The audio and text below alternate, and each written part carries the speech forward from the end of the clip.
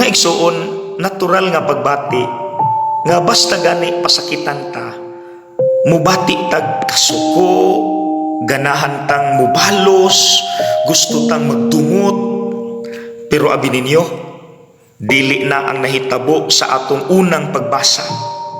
Maunang I highly recommend basahan ninyo ang atong first reading.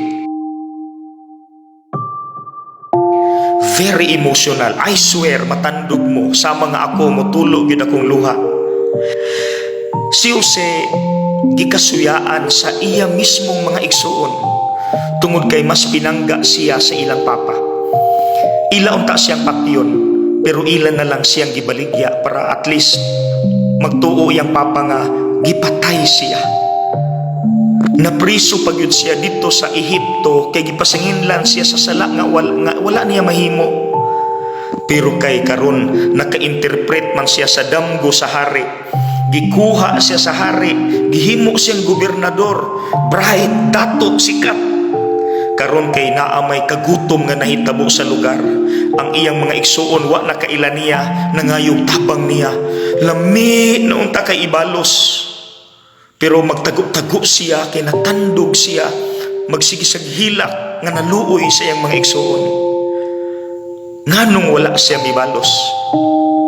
Kay sa iyang pamalandong, kadtong tanang mga sakit nga iyang nasinati, mga plano to sa Dios para niya, dili unta sa mahimong ingon ana karon kun dili tungod ato.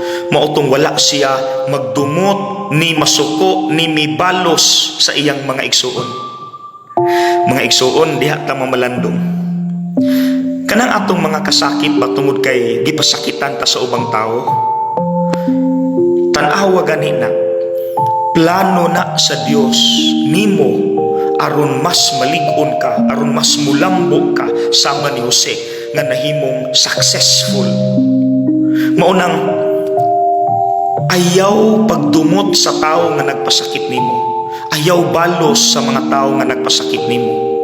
Pamalandungi pag-ayo nga basin pamaagi na sa Dios aron maparihata ni Jose sa atong first reading. Maunang basahag yun ninyo mga igsuon ng first reading.